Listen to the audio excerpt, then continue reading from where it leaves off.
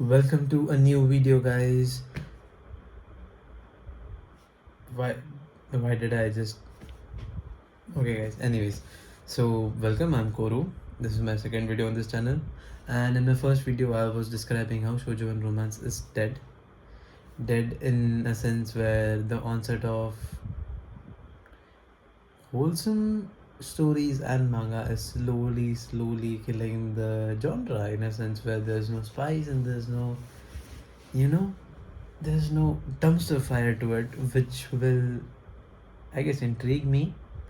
And my point for this video is scrap all that, guys. Scrap whatever I said, because I found a new manga which I love. I read it in 2 days. And it's fucking wholesome. Of course, it has to be wholesome. Of course, the new manga I like, right after complaining how I think romance is dead, is a wholesome romance. Anyways, so this manga is ecchi and shoujo, but it's different. Before I describe anything about it, I'll tell you the name for it. And the name for it is pretty long. Let me just read it. I have notes here. Tonari no Seki no Yatsu ga Souiu mi de Mitekuru. Tonari no Seki ga Tonari no Seki no Yatsu ga Souiu mi de Mitekuru. Which translates to, someone is looking at me with perverted eyes, or the person sitting next to me is looking at me with perverted eyes, or at least that's the title widely used in almost all English forums. So, how is this manga different?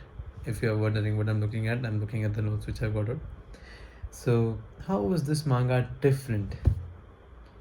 Have you ever had a classmate who's just always looking at you?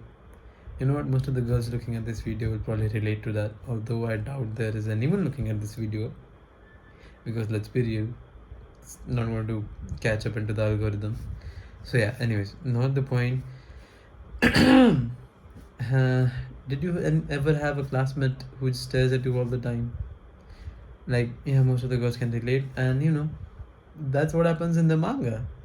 Except in this manga, the girls fire back. The girl fires back, where she looks at the person too. So the whole point is the main character is a pervert.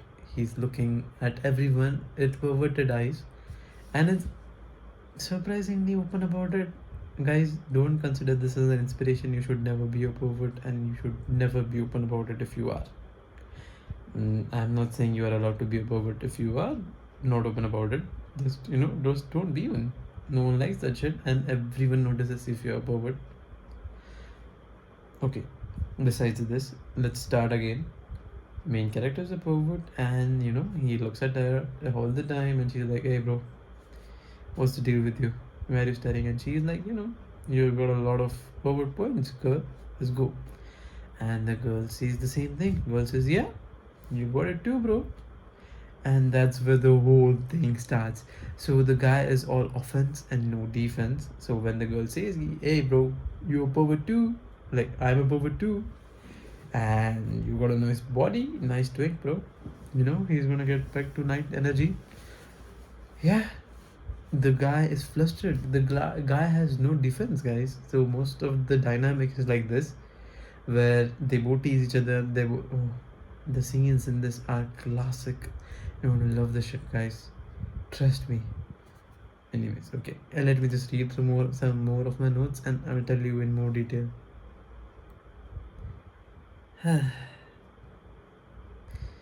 So yeah, a main character.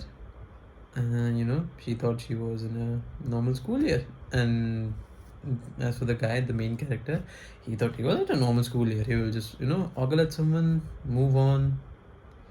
But yeah, this year it was different. His sitmate, who is the girl, keeps looking at him. And is it admiration? Is it a small crush? Is she plotting something? And no, she isn't.